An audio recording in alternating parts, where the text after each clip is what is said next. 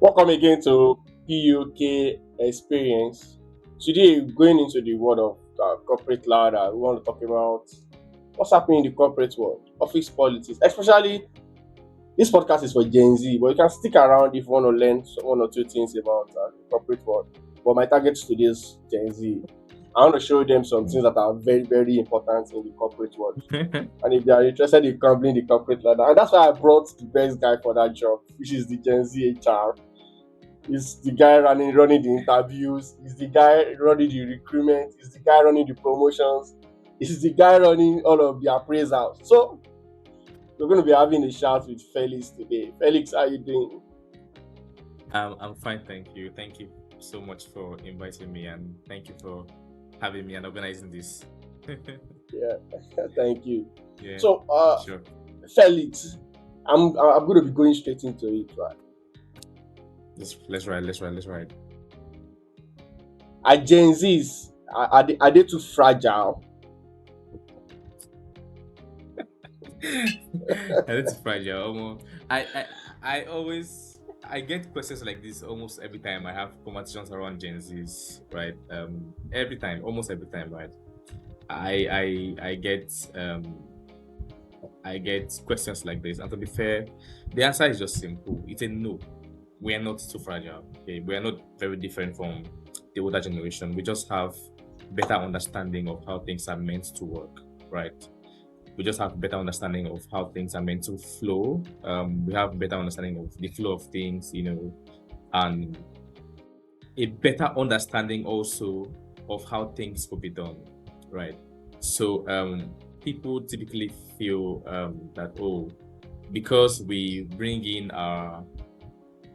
this understanding due to maybe the books we've read, the things we've seen in the internet. Again, we are the most information exposed generation. I'm sure you know that Yeah, already. yeah. We have access to the internet, we have access to AI. We have different things that has given us opportunities and also opened our eyes and our minds to possibilities. So we know too many things for us to be limited, or what's the best word now, to be stifled. So when we are not when our thoughts, which we think are great, by the way, are not particularly accepted in the workplace, or maybe when Mm, our opinion are not particularly accepted in the workplace because, oh, this is how we used to do things here. yeah. Mentality comes in, it doesn't work so much for us, right? Mm-hmm. Because the generation wants to be heard, we want to be felt, we want to be responsible, right? Gen Zs want to be responsible, they want to be heard, they want to see that their work is impactful, not like the other generation that always want to they I mean, we love loyalty, but it was just other generation that always all about loyalty. Oh, you need to be loyal, you need to do this, you need to Yeah. do that. I mean, all of this type of things. So that's really it. So it's a hard no for me. It's a hard no. Mm, No, we are mhm. not fragile at all. No. Yeah, speaking of loyalty, I've seen many Gen Zs. Let me just ask that. Why should me, a Gen Z, for example, Mhm. care about office politics? Why should I care about office politics? Ah, that question is is super important. Look, office politics is interesting. It's super great. I always tell people you need to get involved in office politics. You need to get involved there. You can't say, oh, um, it's just like saying maybe secular politics. Oh, I'm not political. I don't like politics. I don't like to be there. If you don't play politics, politics is going to play you. Okay. For instance, in our society today, there are a lot of things happening in Nigeria today. People are saying, oh, I don't have my voter's card. I don't want to get involved in getting involved in voting and everything. Bro, if you don't vote, if you don't, oh, my vote is not going to count. If your vote doesn't count, the other guys' votes are going to count. So you need to get Yeah. involved, right? So I hear a lot of Gen Z saying, oh, I'm not interested in playing these games, oh, I just want to do my work and go home. Oh, politics My work should is speak maybe for me. fake and all of those things. My work will speak for me, all of this type of talk. Look, your work will speak for you. That's fantastic. That's great. It's good you have that idea in your head. Okay. And some of the biggest lie young professionals are told, and even talk or even get to hear, is that maybe they work hard, if they keep their head down, their work will definitely speak for them. But I can tell you, okay, that yes, your work speaks for you, but the the relationship that you build would hold that microphone while your work is speaking for you, right? The relationship is going to be the one to hold that microphone while your work is speaking for you. You cannot enter every room in the corporate workspace. You can't. So Yeah. that relationship you build is what helps you, is what helps you, okay, to get into some of these doors or some of these places in the corporate workspace, really. So you need to be involved in office politics. You need to play it, because it affects a lot of things. It affects, I mean, again, this is from an employee perspective, not a HR perspective, right? But Mm. being part of office politics, I'm just trying to put a disclaimer there. Yeah, being a part of office politics affects it affects promotion. Office politics affects promotions, affects salary increases. It affects access to opportunities. It affects influence, visibility, a lot of different things, even career growth and job opportunities as well. It affects all of those things. So whether you participate or not, okay, it's going to be there. It's going to happen. And it's either going to Mhm. toss you away or bring you in. And I always advise people whenever I talk about office politics, ensure you're part of the winning team. Yes. Ensure you're part of the winning team. Yes. Ensure that you're part of the winning team always. Because it's like winner takes all in office politics. A zero sum game, Mhm. really. So, yeah. And the crazy thing is that it's as simple as, I think office politics is as simple as everybody around you just want to know if they like you. They Pretty just want to much. know if they like you. Pretty I much. think Pretty much. I've seen a guy that that is meant to actually be promoted to a Mm-hmm. senior level, say maybe a lead. So Mm-hmm. they were asking the lead, like head of sales, head of marketing, head of customer support. They were asking the other heads like, oh, who do you guys want us to bring in to be head of this particular department among this guy? Mm-hmm. Because this guy, and everybody was like, nah, don't bring that guy, yo. I don't like him. You Now see that it's now? it's not about the other aides just don't like that guy. It's not now. They have not even say is he qualified. They have not even say is he competent. It's about they don't even feel like the guy should be on the table with other head of department. Mm-hmm. So I think many people always feel like it's all about it's not that stressful. It's not that stressful. Mm. Just get along with people. And one of the best way I think you can play it is help people, show helping hands here and there, buy sweets for somebody during lunch hour. It's little things like that counts. Those simple things, those simple things like greeting somebody, not like you're maybe not like you're slaving, but greeting somebody, being the person that people want to work with. For instance, there used to be a time when I back in my 9 to 5. Look, back in my 9 to 5, I was the how I was possibly I won't say I don't want to say the clown of the office, but I'm HR, right? But I literally talk to everybody in the office. I engage everybody in the office. I both senior management, both the CEO, both the managing director. Then had the manager, it was like everybody. You know why I started this thing? Because in my first Mhm. appraisal year, in my first Mm. appraisal year, I was meant to be promoted, but I did not get promotion. Do you know why I didn't get promotion? Because because from the calibration feedback was that I wasn't being seen. I wasn't being seen though. But See? but in the office, I'm the guy who just have fun with everybody. I'm close. I'm like I just talk to everybody. Trying to make sure everybody's Mhm. fine in the office. But calibration feedback came and it says I was not being seen enough. Okay, so I went all out, and I mean I ended up bagging my promotion that year, really. So that's So the importance of playing politics. I got involved, spoke to management, got involved in management, sent emails, trying to get their feedback and everything. I became a lot more likable, I guess. mhm. And it worked out. That's literally what office politics is. It doesn't have to be you trying to get favors here and there. No, it doesn't have to be you being rude or anything. It doesn't have to be you backstabbing somebody or gossiping somebody. That's not what office politics is, right? Office politics is literally the perception and Yeah, relationship. Okay, getting people to like simple and you. short. You see, Yes. yeah, you hear that HR is a little bit down. You check up with HR. HR, I heard you're down. So sorry. Tomorrow when you're coming to work, buy banana and apple and give it to HR. HR, sorry, you need some fruit to get your health back. I mean, that's all you might have to do. And when when your matter is being presented in front of HR just remembers that when he or she was sick, you are the guy that brought banana. It's as simple. Well. People think, Mm-hmm. yeah, people always think it's some big thing that you have to do. You just want people to Mm-hmm. buy, just get everybody to like you. And then the way you get people to like you is to do the things that they want. Maybe you help them with little problems here and there, or you speak to Mm-hmm. them in the afternoon, or you are their listening ear, or whatever. See, do you let me even bust your head right Yeah. now. When this whole thing happened, I mean, I would not be told who gave this feedback or who gave, because I was not part of I would not be part of my calibration. I would not be there. Yeah. Okay, I will nobody will tell me because of confidentiality. Also, nobody will tell me, oh, this person said you should do this, you should do that. And I learned a very important skill. I learned how to. I became one of the most sought after people analysts in the organization. Right, people were literally coming Mm. to me to solve problems for them. Managers will send their directors will send their managers to come and meet me to solve problems for them. They will be sending Mm. emails to me because I became a lot more relevant.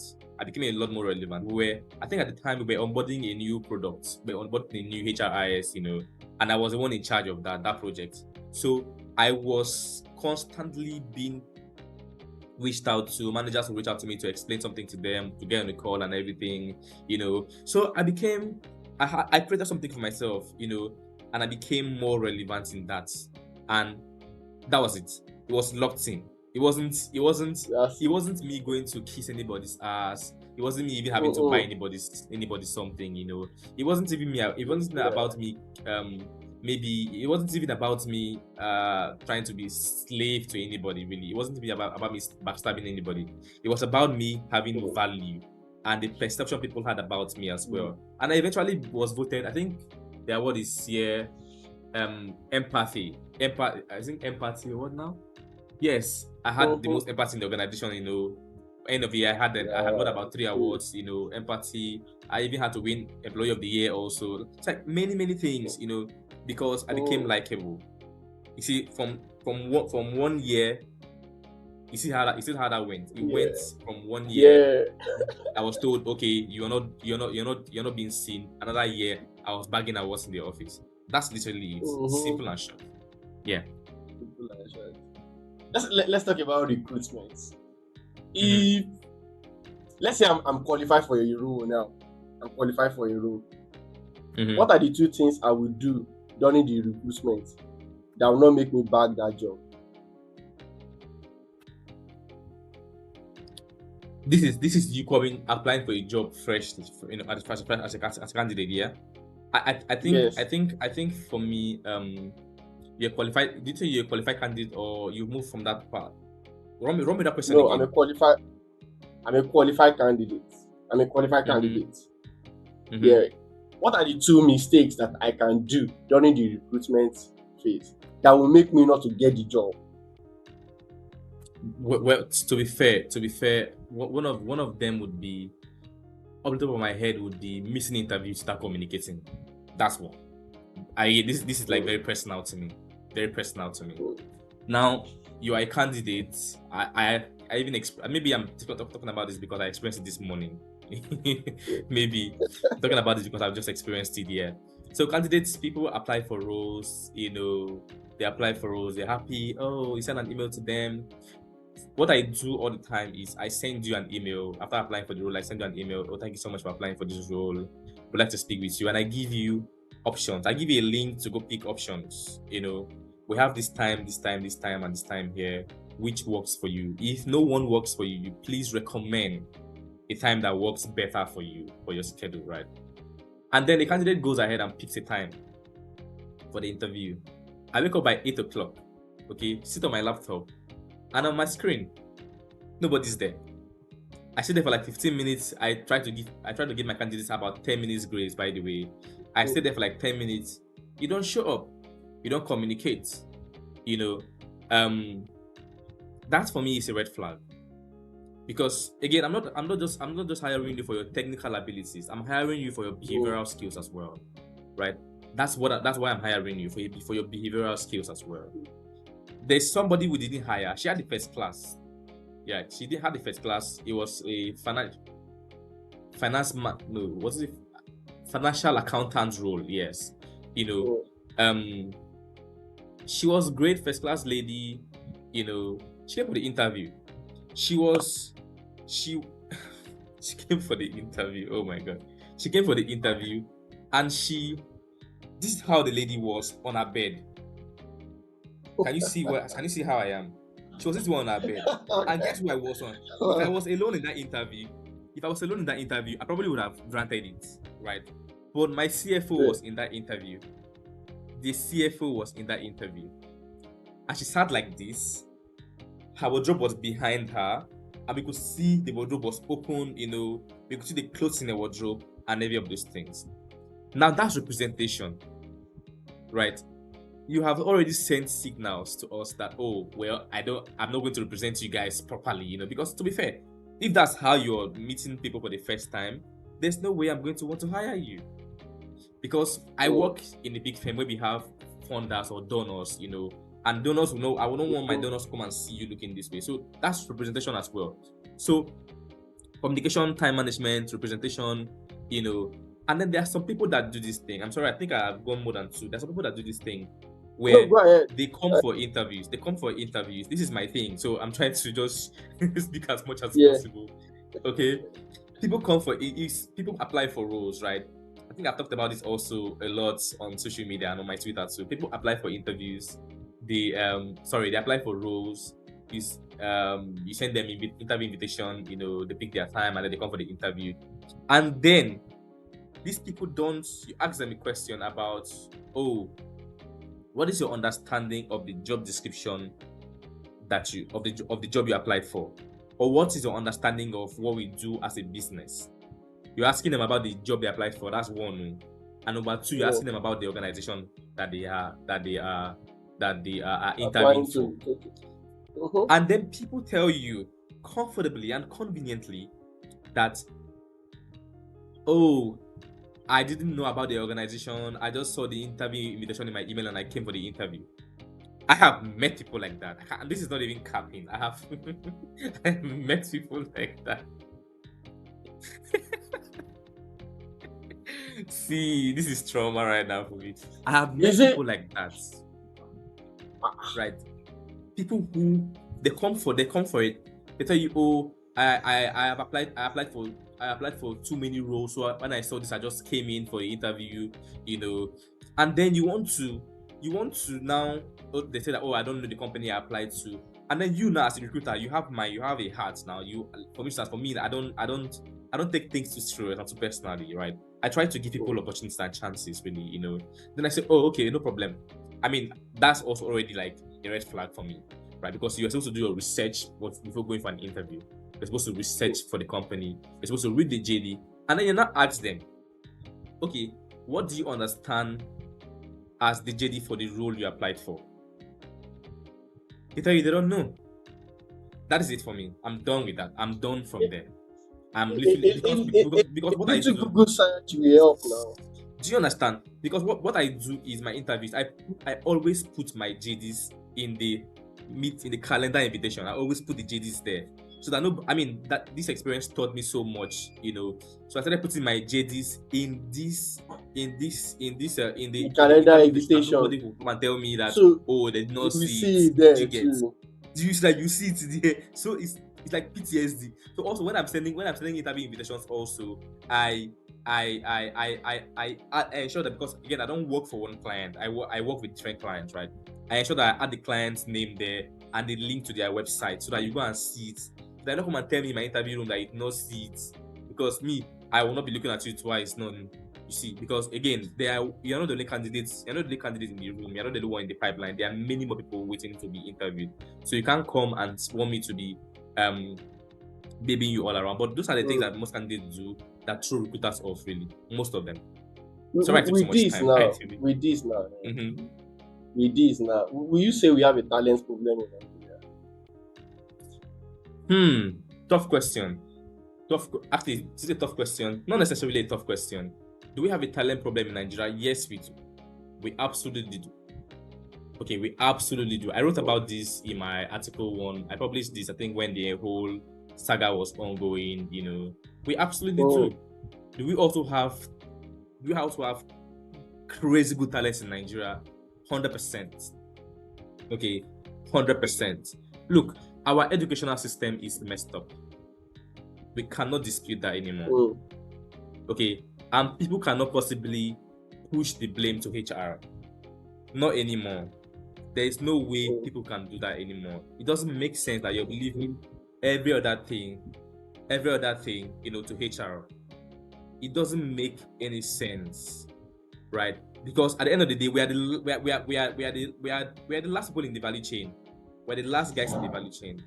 There are policy makers there. There's the government there. Yeah. There's education. There's Mm-hmm. education there. We need to revamp our curriculum. Start with. Okay, when I was younger and when I used to be in school, you know, companies would literally.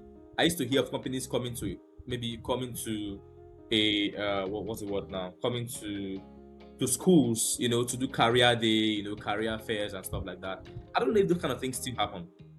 I remember back in 2021, yes, I think Bank of America, yeah, they had come to University of Lagos and University of Ilorin, and three of my friends, were picked, and they started in the intern.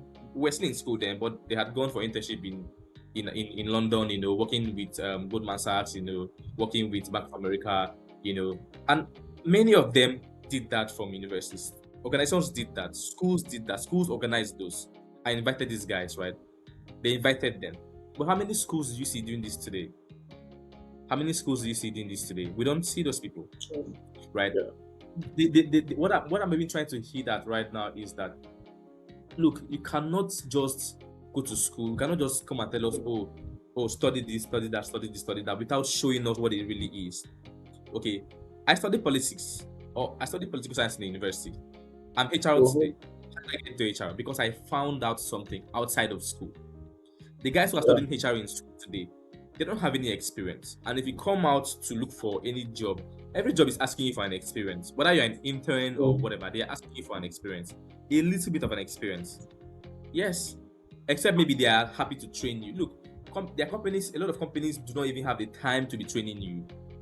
Because as for them to put in that much time to train you, their competitors are doing massive stuff. Let's take for instance maybe Chowdeck and Global. Imagine Chowdeck hiring interns. Okay, hiring interns. When they hire interns, mind you, they have to train these interns. Yeah. They have to train these interns. And then let's say Global hires professionals or good guys. They are competitors. I can assure you for a fact that while Chowdeck is putting in so much energy training their interns, Global is scaling, is building, is raising massive, Mm. massive funding. Okay, Oh, so they so are. so sorry to cut you. So Go is ahead. this why companies poach talent? I mean, poaching is a part of recruitment, and it's a recruitment strategy. Yes, it's because of course you see good talent. If you have enough money, you can poach whoever it is you want to poach, as long as they want to leave their organization. Really, so poaching is a strategy in recruitment, part of recruitment that I most all the time use as well. But companies poach Is talent. it not They dark? poach talent because. Is it not dark arts? Sorry, say that again. Is it not dark art? Dark art. Is it not like I don't know. a I corny don't know way? about that. I don't know about that. It's business. Business is business, please. Business is business. But yes, companies poach talent probably because they have seen something in this place or something in this person Mm. that um that they like. They, of course, they can do some trainings as well for the person to understand maybe the business, and everything. But the person already has technical skills. Okay. What I was saying earlier is that, while Chadek is training, Glovo is scaling. That's the thing. I'm not saying that companies don't train talent. I'm saying that companies would rather hire professionals who know their onions than hire Mm-hmm. talents to train. That's it. To That's train. the real thing. But yes, we do have a talent problem in Nigeria. And how can we fix this? We can only fix this by by calling out people who are meant to do this thing, by calling out these policy holders, okay, these policy makers, okay.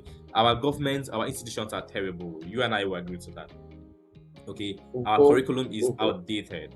Okay, we Exactly. are supposed to be doing in school. Students are supposed to be going for internship. You know, it shouldn't be just law, medicine, and accounting. I don't know if accounting do internships right now. These guys are supposed to be going for internships, summer internships, summer holidays, and everything. You Yeah. know, they're supposed to be Yeah. going to Yeah. learn something so that when they're out of school, I mean, if a student, if I was a student and had opportunities to maybe learn outside of school, trust me, my brain would expand. And before I even leave if I even leave the four walls of this of the university to the corporate world, I would know a few things, right? Other than just me leaving school and then you just push me to the market. A lot of people in NYC camps are always so confused.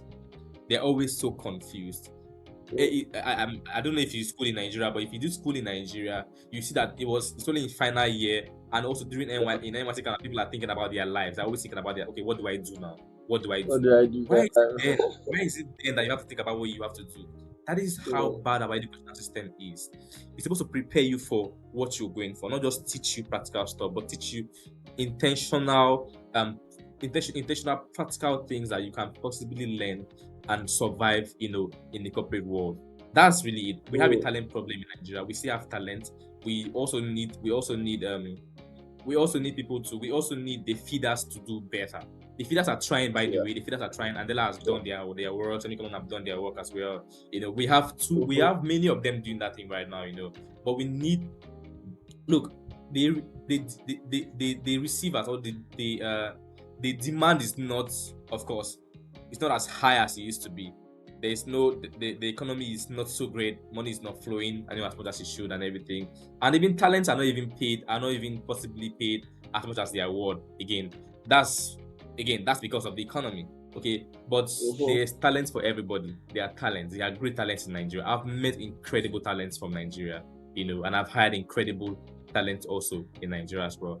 There's a talent problem, and there's also what I call a money problem in Nigeria. Because if you have your money, na money define bobo, na money they cook, the money they cook soup, better soup. Yeah. I don't know how to say that again, but you get my point, yeah. Yeah. I get. I get you. Thank you. Thank you for like that extensive explanation about the talent problem Mhm. in Nigeria. I want to ask another question that came to my mind right Please, now. please go ahead. I think I think Gen Z should be micromanaged. What do you think? Mhm. If you manage a Gen Z, you're in trouble. You're setting yourself up for failure. That's all I can say. If you micromanage Gen Z, you're setting yourself up for failure. You are absolutely setting yourself up for failure Why is that? if you try to micromanage Gen Z. Because Gen Zs want freedom of expression. They want freedom. Mm. Not like we don't want to be told what to do. We don't want to be particularly told what to do. We know what to do. We just want to be guided. We just want to be Mm. guided. If you try to Yeah. micromanage Gen Z, you are absolutely setting yourself up for failure. You are going to fail in that work or in that plan Mm. that you have. Because no, Gen Zs are people who they want, as much as they want to be what's the word now? They don't want to be, as much as they are young, they don't want to be baby. They don't want to They be want to feel like they are in control. not particularly in control, but they want to know that okay, their work is speaking for them. Their work is speaking for them. They have value. They are valued at work. They are their work is saying their work is speaking volume. They have control over certain things, over the way they think. Mm. Imagine having to. Tell a Gen Z, because again, whether you like it or not, we are the most information opportune or information. We have access to information, really, a lot of information. So if you give Yeah. us a task, for instance, there are many ways we can use to kill that task. Okay, and we just want to be allowed to have a freedom of expression. When I say expression, expressing our intelligence, okay, and expressing our creativity as well. That's what Gen Zs are looking for. We're not looking for too much. We're looking for just you allowing us to express our creativity in getting the work done. not micromanaging. Not again, micromanaging the Gen Z or micromanaging Gen Zs is a recipe for disaster. I can assure you that, 100%. Yeah. Thank you. Thank you for that. Thank you for that. How do I discuss raise at work? Raise is a very kind of tough conversation. Everybody, I need a raise, but how do I ask for my boss? Race shouldn't be a difficult conversation. To be honest with you, it shouldn't be difficult at all. It shouldn't be a It difficult gets conversation, difficult. especially if you understand business, right? Um, Hmm. we spoke about likability earlier. Likability. We spoke about getting your work done. Getting your work done is it gets you closer to being likable. You know, um, it shouldn't be difficult if you already are. I think before I even go into this conversation, I want to say something, right? I think you should be that employee. Don't be that employee that when you get to the office, the office becomes sad or the office becomes quiet. Okay, be that employee that when you get to the office becomes brighter, the office moods lights up. Okay, that's the employee I was back in my 9 to 5 days. Okay, when I Hmm. enter the office, everybody knows Felix is around. Okay, and could I ask for anything? I could ask anybody, both the MDO, both the managing partners, both the directors. I could ask anybody for anything, and they will give it to me so long as it's available. Hmm. So rates are all about availability of funds. Okay. That's something I want us to note as well. Very, very important. Availability of funds, super important. You need to understand the business. That's why I said earlier, you need to understand the business. Okay, these points you want to ask for rates, do we have this? Has the business just closed a round? For instance, my business just, I shouldn't share that information there so that they don't think that they can ask for rates, but you can ask for rates, you can ask for rates. But if a business, if you think that maybe the business closed or the business have this maybe this massive funding came in, for the business, and you think that okay, you are due for a raise, you can easily speak to your manager. Look, your managers are the ones who actually speak for you. Your managers are the ones who speak for you, because to be honest with you, HRs don't really have so much power to do some of these things. Like every day, I see people saying things around, oh, HRs are wicked, HRs are wicked. Look, HRs are literally the guys who do we literally use data to make decisions. Okay, most times we send these informations to management to approve. HRs do not approve things. Management approve these things. So everybody needs to understand that there's structure to all of this, right? You have a manager. They say the reason you have a manager, your manager is the one that can help you push your appeals or push your conversations. That's why when you send an email, you copy you send them into your manager, copying HR. DC, not send it to HR copying your manager, send it to your manager copying HR. You're asking for a raise from there. Now your manager Do speaks you for do you. you Your think I manager should can have say discussed this thing with my manager behind the scene first? absolutely, absolutely, absolutely. That's why I'm saying that relationship key. You have to be able to find it. You have to be able to rub minds to your manager. This is not. It's a corporate world, bro. Sometimes people just think that, oh, I deserve it. It's fine. You deserve it. That's fine. Everybody knows that. Okay. But to make all of this thing work a lot faster, you need to find a way to rub minds, with certain people. You can, yes, you deserve it. You can also go ahead and ask for it.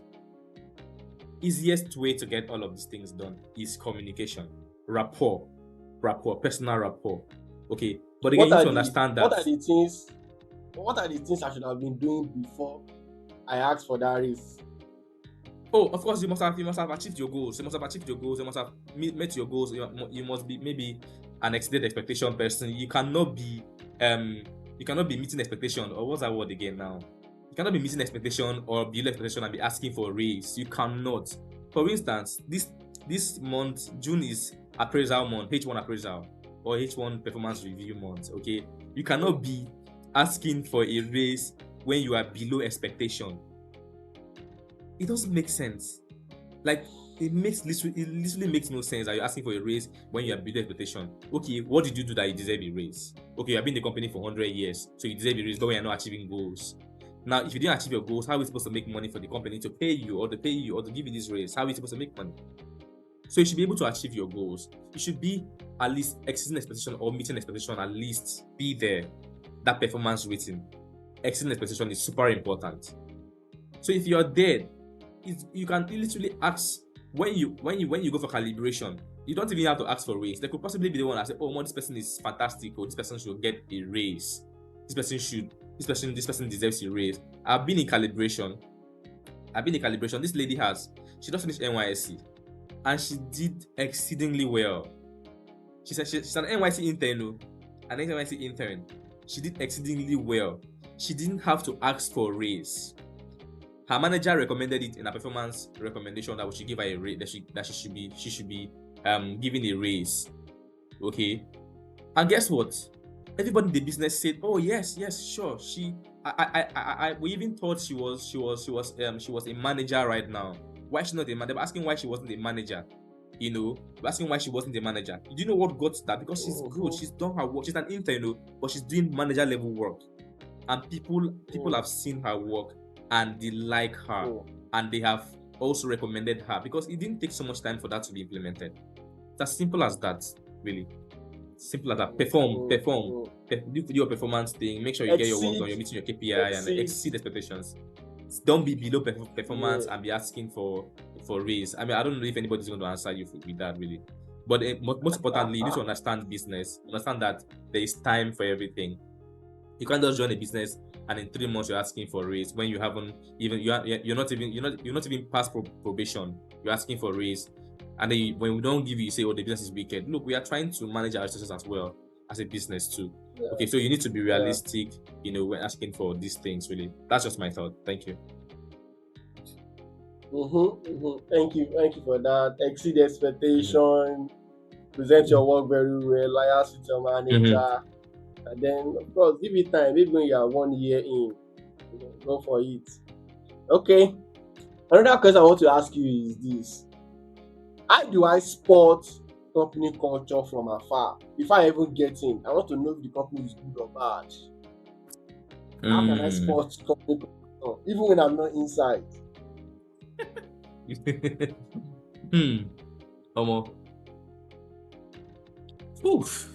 You ask questions, I guess. You ask questions. You can ask questions from the employees who are working there, But look, let me tell you something. Company culture sells itself. Okay. Company culture is not what you tell people. It's not what you tell people that you are. It's what people see. People see it. People already know that this place is fantastic. Through their employees, they embody the culture. Okay, they talk about it. Okay, they talk about it. For instance, in my former organization, we used to have like what now? Fun Fridays. It's our Fun Friday. So every last Friday of the month, we have fun. We have a party in the office. We have either movie night, or we even go out for movies. We buy everybody movie ticket. About 200 of we just go out. Watch movie. The last Friday of the month. From there everybody goes home, right? So we work like half day. What do we do in those days? We just party and unwind because we do crazy work. Okay, and people take pictures, make videos, and post online. Okay, say, "Oh, office party today, office this today, office this that," all of this type of thing. That is telling you about the kind of culture they have in this organization. And everybody in the business is in that meeting, in that party. Both the MZO, both the directors, so they are there. Management team, all they are there. Okay, because that is what the culture really was there.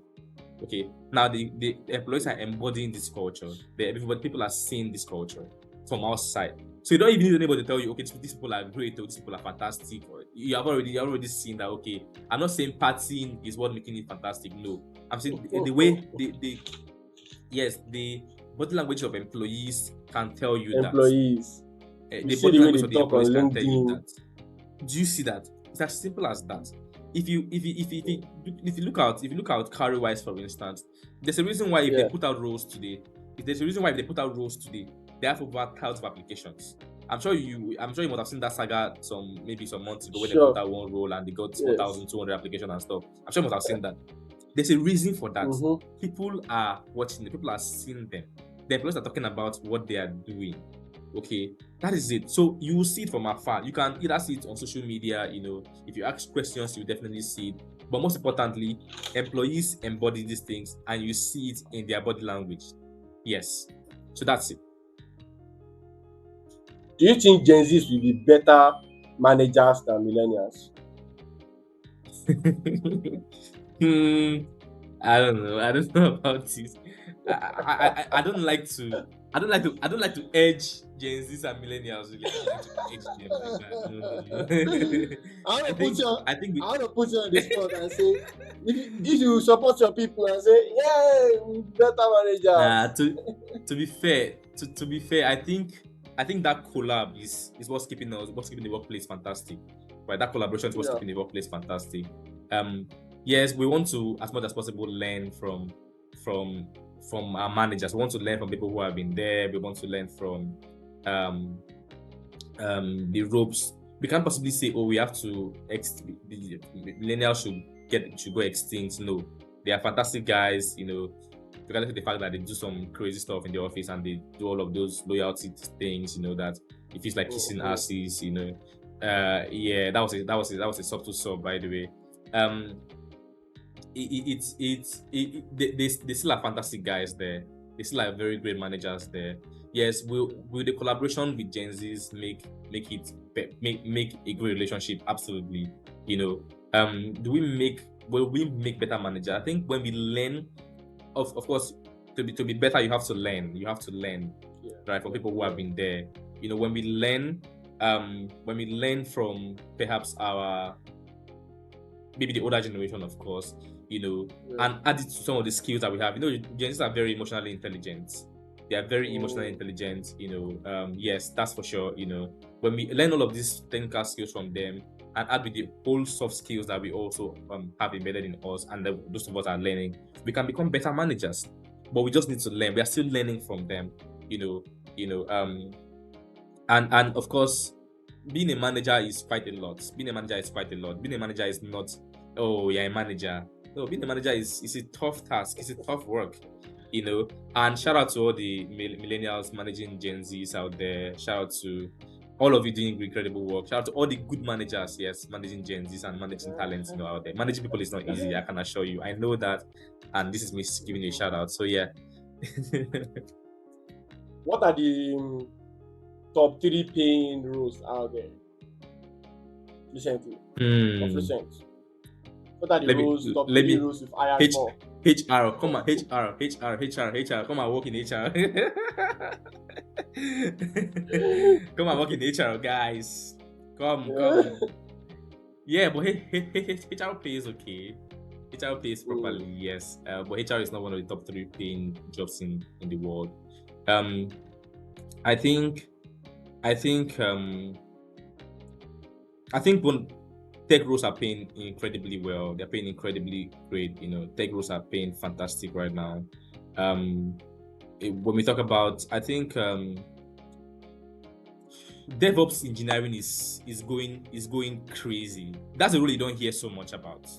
You don't hear so much about it. You don't hear Mm. so much about DevOps engineering, because it's a very niche. It's a very niche. Only a few people have those skills, and those guys are earning blood money. Okay, DevOps engineering, they're earning blood money, incredible amount of money in that space, right? Um, of course, moving away from tech, or maybe just stick a bit more in tech.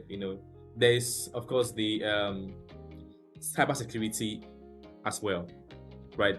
Cybersecurity. These are, I think, people just started discovering cybersecurity like recently. Every business needs Mhm. cybersecurity.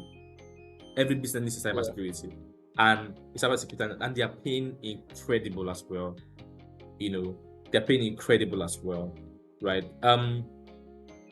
There are also people that we may not even look at. We may not even look at, you know. But I think investment bank, investment bank or banking rather, investment Mm. analysts and all of these guys. There's like any shit ton of money there. Yes. So Yeah. being an investment analyst, being Interesting. a portfolio analyst, they're earning crazy money.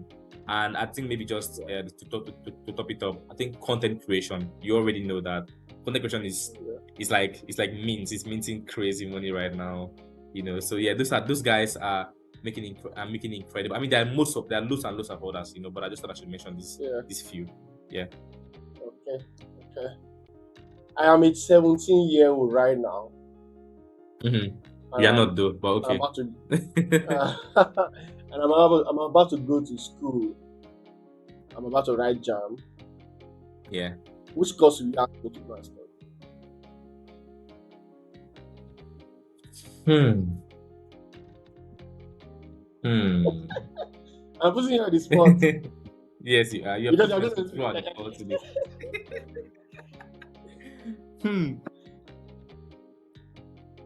Let me think about it. Right. Um. mm, Are because you you schooling you in have to look at Nigeria? it. Are I'm you still in schooling in Nigeria. Nigeria? Hey God. Yes. Oh. Okay. Okay.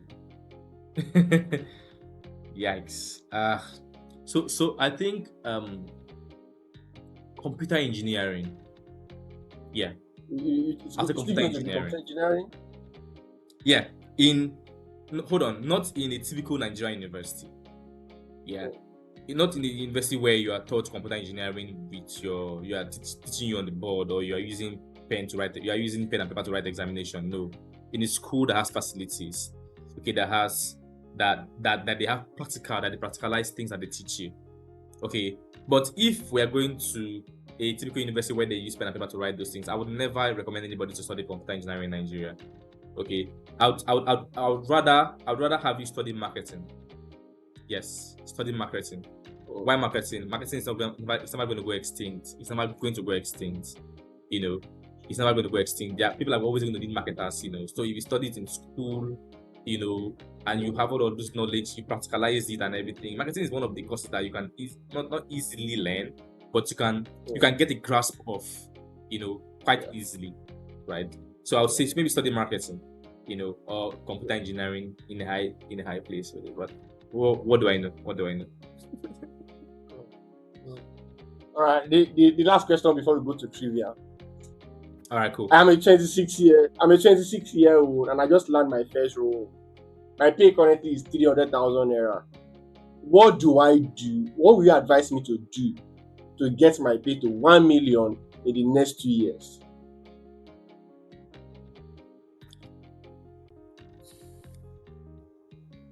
26 years old. First of all, right? First of all, I think that Nigeria has put us in a very low income bracket, when it comes to the Mhm, workforce, because I don't see any reason why 26-year-old should be earning 300k naira. You know, mhm. yes, people are going to drag me for this, but that's really just my thought. That's my opinion, really. I don't see, especially in this economy, I don't see why 26-year-old should be earning 300k naira. What are you doing with 300k naira? What can 300k naira buy for you, right? What can Mhm. 300k naira get for you? You are going to very soon, according to the society, you are getting close to the marriage age. What's 300k going to do for Yeah. you? Something like that. So that was just me being cheesy. What you can possibly do, to be fair, right? Look, first of all, you need to show value, right? I think that anybody who's looking for more money, you need to give value, you need to show value, right? We need to show value. See, getting money is easy. It's actually very easy getting more money. It's very easy getting more money. What you want to do, look, you want to show value. Show value to people. Show value at work. Okay, when you show value, build relationships. Build relationships. So, okay, at work. Okay, when you build those relationships and show value, build relationship and upskill. Show value, Skill. build relationship and upskill. Yes, they have paid you what they think that you're worth for 300k. What can Yeah. you learn again in that line of business that gets you to 1 million? That's the question you want to answer as a young person, as a young 26-year-old. They've paid you 300k, like they think that, okay, that's what you're worth. What do you think you're worth? How much do you think you're worth? Now find a way to get yourself to that point, and that's through building relationships and to showing value. When you show value, people are going to see you and want you to come to them. When you show value, you become almost indispensable in an organization. When you show value, you almost become like everybody's guy. Everybody wants to talk to you. Oh, I want to explore this person. I want to explore this. I want to explore. I want to see what this person is about. That's what showing value means. And when you show value, people are going to come to you. They're going to come rushing at you as well. Okay, they're going to come from left, right, and center to look for you. Okay, who is this guy that they're talking about? Who is this guy they're talking about? This guy is so good. I want to hire this person. And when they come, that's when you can easily, oh, I don't want 500k. I want 1 million. I want 1.5 million naira. Look, this is my story. This is my story, right? I have. I think I shared this story like some time ago on Twitter. That was like this month or last month. I shared that. Some time ago, I was earning 20k. I can't believe that maybe last year I was rejecting job offers of 1.2 million naira, 1.5 million naira, See, I didn't get there because I sat down and watched things play out. I got my shit together. Okay. I got my acts together. I worked hard. I learned. I upskilled. I met people. I helped people. I added value to their lives.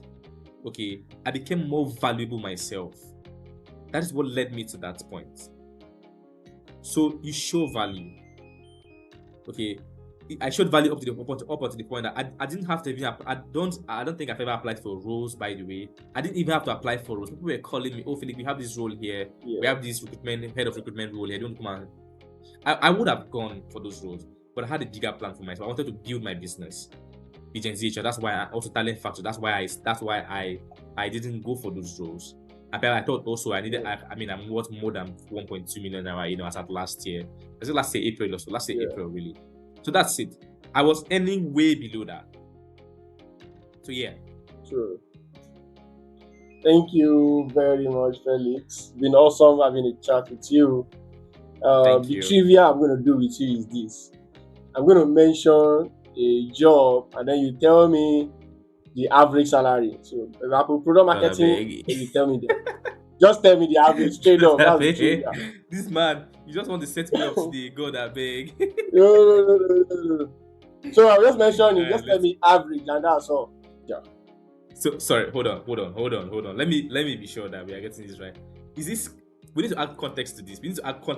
So is this the junior role, mid-level role, or senior role? Let's know what we are doing here, please. Average salary. Yes. Average salary. Don't worry about junior, mid. Average Okay. salary. Product marketing. 650, 670. Yeah. Software engineering. 1.2 million. 1.22 million, yeah. Social media manager. 400, 500k. Sales is commission work now. But sales is a lot. Sales is commission work. But I mean, from around, because these guys work so hard, from around maybe 800k, up to 1.2. customer support. 400k, 600k. Content writer. Ish. 400, 500k, yeah. Virtual assistant. I'll probably just keep these guys at that, really. 350, 400 ish. Finance. Finance is a tough one. What finance? Finance is a tough role. Finance manager, we can be doing. I think I just hired one. I hired one for about 900k. So I'll probably do a 900k, 1.4 million. Yeah, it depends anywhere on the role. Banking. Again, banking is quite broad. So I'll probably just say from 450 to about 1,500,000, depending on the role. Yeah. Thank you very much, Felix. Sure. It's been awesome having a chat with you. What will you leave us with? Hey, thank you for having me. Even though you were setting me up, you were setting me up a lot. But yes, I think that for every Gen Z out there, you need to understand that you need to understand that look, you are in a workspace, right? You're in a workspace where you're in a generation where people um are very particular about respect. I mean, people are particular about respect. But you don't, well, yeah, to be particular about respect as well, Um, but we are also very particular about learning and also giving value. So we need to find a way to marry those two. We need to find a way to marry them. We need to find a way to live with them. As young people. Every day I go out, people are asking me, "Oh, Felix, are Gen Z really too disrespectful?" I'm not disrespectful to anybody. I'm a very respectful young man. I don't disrespect anybody, no matter your age or your financial capacity. I don't disrespect you because I come from a very humble background. And also I was taught morals too while I was growing. So I think everyone needs to understand that. Look, no matter where you find yourself, you need to don't say that you are don't say that you are a Gen Z. That's why you're disrespectful. That's an insane thing to say. I've heard people say this before. Oh, I'm Gen Z. I'm this. I'm that. Absolutely, absolutely insane thing to say. In the workspace, there's respect. You respect people in the workspace. You respect everybody in the workspace. You don't carry your random attitude, to work because we are Gen Z. Nobody is going to excuse that, right? And if I could leave everybody with one lesson, and you Gen Z who is very particular about building your competence, and perhaps living your morals and also maybe living your character development and everything, don't just build competence, right? Do not just build competence. You need to build trust. Okay. Don't just build competence, build trust. Don't just build skills. Okay, find a way to build relationships. Get into that room, because relationship takes you into that room. Your skills are going to take you to the door, but those relationships will take you into that particular room, like I mentioned earlier. Okay, and don't just build a career, build an influence or build influence. Okay, build influence, don't build a career, because in every workspace, which is very dynamic, talent gets into the room, like I've mentioned before again. But your influence determines who, or what happens after you enter that room. Again, in every workspace, talent gets you into the room. Build influence. Because in every workspace, talent will always get into that room. But influence will determine what happens after you enter that room. Okay. That's really what I'm going to leave you for. Again, don't just build competence, build trust. Don't just build skills, build relationships. Don't just build career, build influence. Because in every workspace, yes, talent gets you in the room, but influence determines whether or what happens after you get into the room. That's really just it for me. Thank you so much.